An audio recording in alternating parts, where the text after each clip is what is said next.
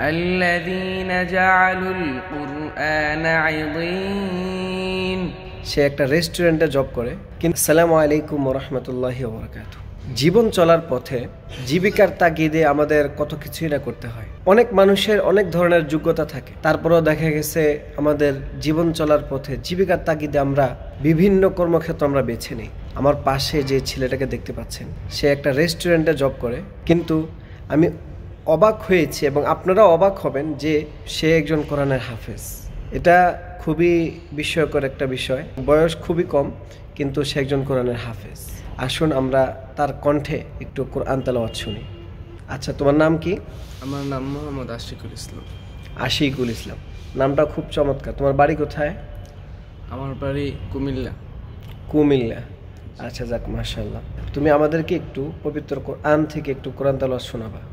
أعوذ بالله من الشيطان الرجيم بسم الله الرحمن الرحيم الذين جعلوا القرآن عضين فوربك لنسألنهم أجمعين عما كانوا يعملون فاصدع بما تؤمر وأعرض عن المشركين إنا كفيناك المستهزئين الذين يجعلون مع الله إلها آخر فسوف يعلمون ولقد نعلم أنك يضيق صدرك بما يقولون فسبح بحمد ربك وكن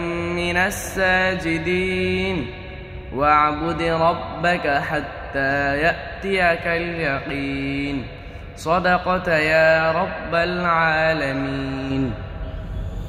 মাশাআল্লাহ, আলহামদুলিল্লাহ।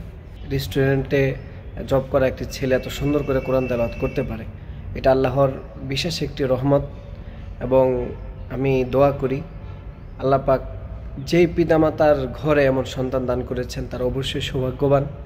আল্লাহ পাক তাদেরকে, এই সন্তানকে তাদের পিতামাতার চক্ষু শীতলকারী বানিয়ে দিন। সবাই দোয়া করবেন আল্লাহ পাক যেন প্রতিটা ঘরে ঘরে একজন হলেও যেন কোরআনের হাফেজ আল্লাহ পাক বানান। সবার কাছে প্রত্যাশা করব আপনার একটি সন্তান হলেও কে কোরআনের হাফেজ বানাবেন ইনশাআল্লাহ। আল্লাহ পাক সবাইকে সেই তৌফিক দান করুন।